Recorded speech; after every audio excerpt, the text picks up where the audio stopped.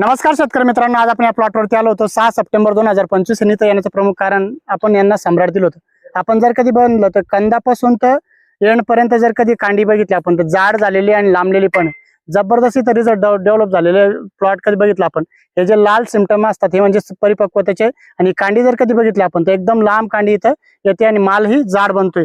आपण कधी जवळून बघितलं इथं ही कांडी जर कधी बघितली आपण तर एकदम जबरदस्त अशी कांडी लांबलेली आहे आणि फुटवाही चालू आहे। भरपूर शेतकऱ्यांना प्लॉट लवकर डेव्हलप करायचा असतो, त्या शेतकऱ्यांना जर कधी आता सम्राट चालू केलं तर काहीच हरकत नाही। 90 दिवसाचा आपण एक सकाळी व्हिडिओ बनवला, 90 दिवसात कंद जबरदस्त डेव्हलप झालेला आहे। ह्या प्लॉटला जे ते 100 ते 105 इथं दिवस कंप्लीट झालेले आणि कंद जर कधी बघितला आपण जबरदस्त रित्या इथं कंद डेव्हलप होतोय आणि आणखी 2 महिन्यामध्ये हा प्लॉट हार्वेस्टला आपण काढणार आहोत। आणि त्या यांना जे सम्राट आपण 4 राऊंड इथं देणार आहे। सम्राट दिल्यानंतर मध्ये एक पोटॅश 50चाही राऊंड आपण याला करणार आहे, कारण की ही जी कांडी असते याचंही वजन आपल्याला वाढवू नये, कारण की या कांडीला वजन जास्ती चालत तर तुमचं उत्पन्न नक्की वाढतं। भरपूर शेतकऱ्यांनी शंका असते की पोटॅश लवकर दिल्यानं प्लॉट थांबतो का, तर अजिबात थांबत नाही। ते लिक्विड पोटॅश आहे, ते मुळ्यामध्ये इंजेक्ट होतं, प्लॉट अजिबात थांबत नाही, पालाही थांबत नाही। त्याच्यासोबत आपण 6 किलो युरिया देतो। प्लॉट लागलेला जरी असला तरी युरिया दिला तरी हरकत होत नाही अजिबात। नायट्रोजनची गरजच असते, कारण की इथून पुढे पित्तरपाट आहे, वातावरण दमट असतं आणि नायट्रोजनचा आपटेक कमी होतो।